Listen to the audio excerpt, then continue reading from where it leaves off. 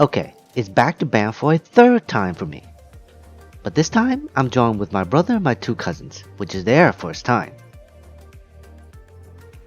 I didn't record a lot of video on this trip, simply because I've been here for a third time. But I kinda wish I did. Our first stop is Emerald Lake. We had a choice here, either to hike the lake or do the kayak. We chose the hike, although I kinda wish I'd really done the kayak instead.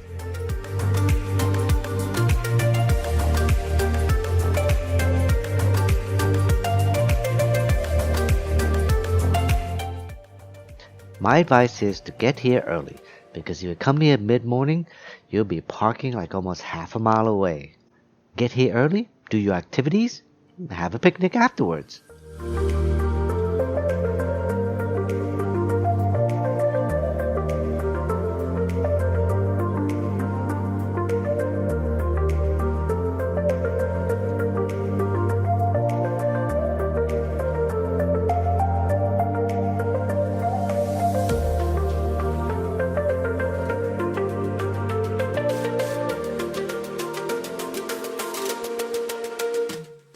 Mustaya Canyons has to be one of my favorite places in Banff, simply because you can get up close without any fence. And I'd be careful too.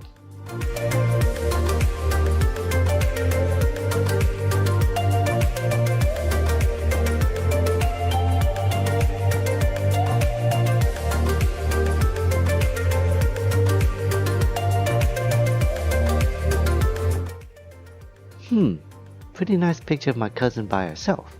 I might print this out for her.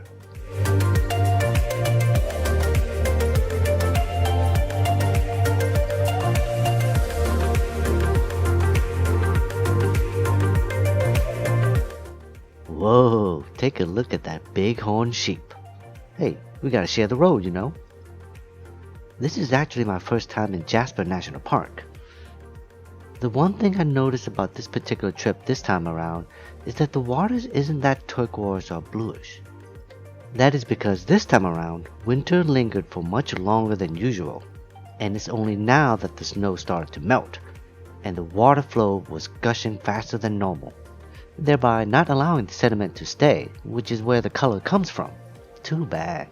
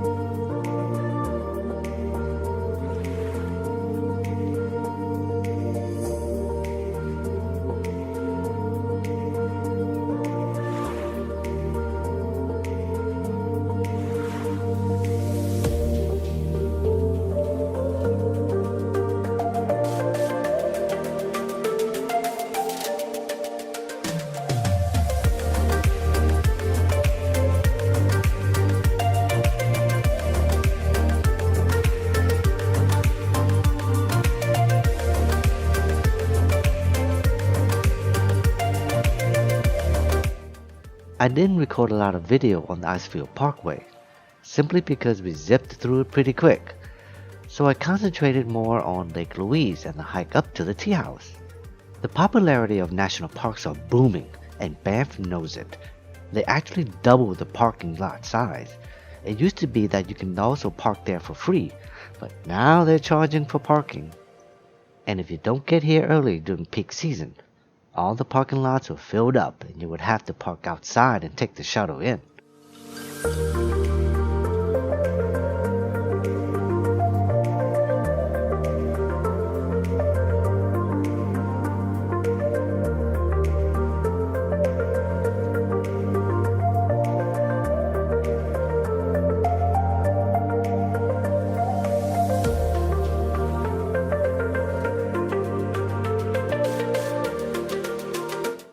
Compared to the last time I was here at the tea house, the crowd now seemed to have quadrupled in size. I was like, whoa, what happened?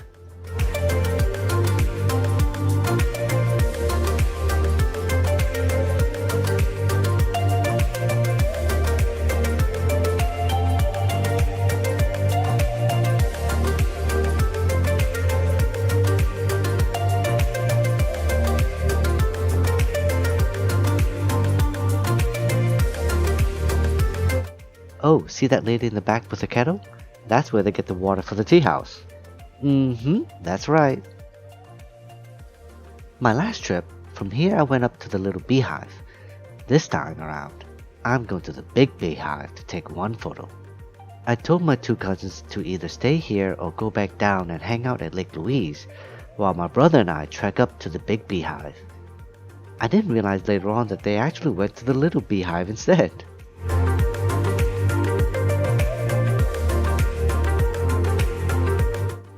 Typically near the end of June, there's hardly any snow, and the trek is rather simple. But this time around, winter didn't want to leave and the snow stayed.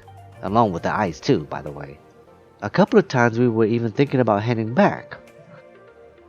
I didn't do much video during this trek up, since some parts were rather ominous. For a longer video, check out my brother's video of the Big Beehive in the description below.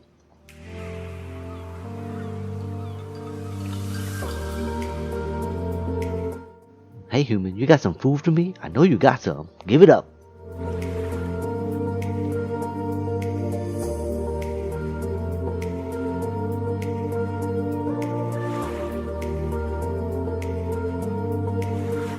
We finally made it.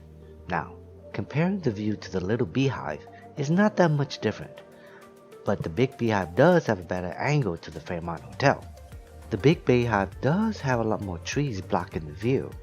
And the Little Beehive actually has a bigger area to stand on and take some selfies. But for a nice photo to print out, it's the Big Beehive for me.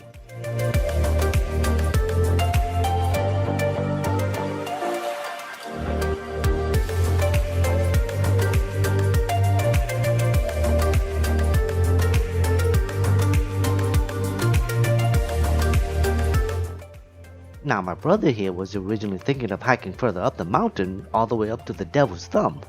But with this icy terrain, oh hell no.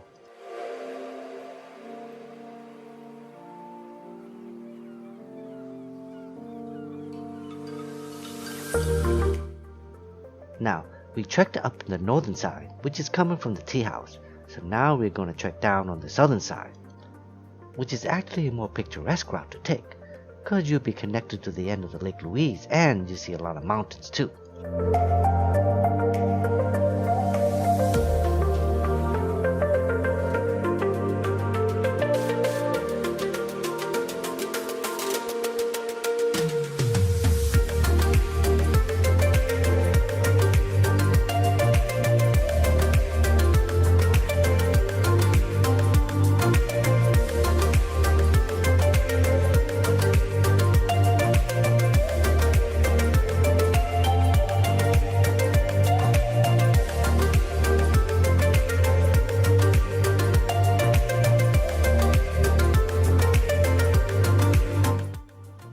Now, one of my goals of this trip was to attempt to do a Milky Way photo with Moraine Lake, which didn't come out the way I expected it to, cause well, it got bright quick, and I mean quick, cause by 3 a.m.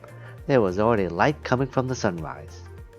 It's a fail, although I may manage something.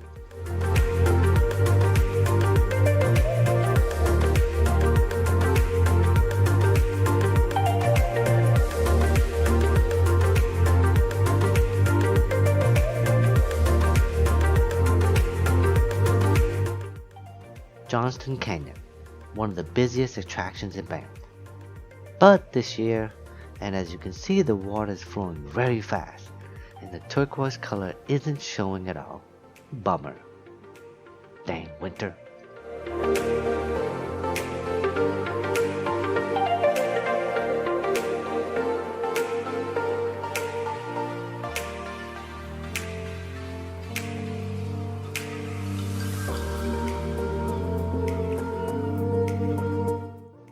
One of my other goals for this trip was to retake a photo of Castle Mountain. And if you're having trouble taking a landscape photo during the day, and if there are clouds, then take a long exposure.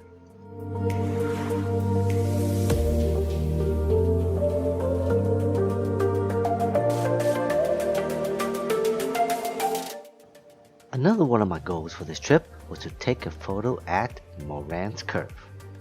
I was determined to even wait for an hour or two for the train to come by. But now this day, the sky wasn't very cooperating and it didn't look very pleasant. So I decided to edit this a little different.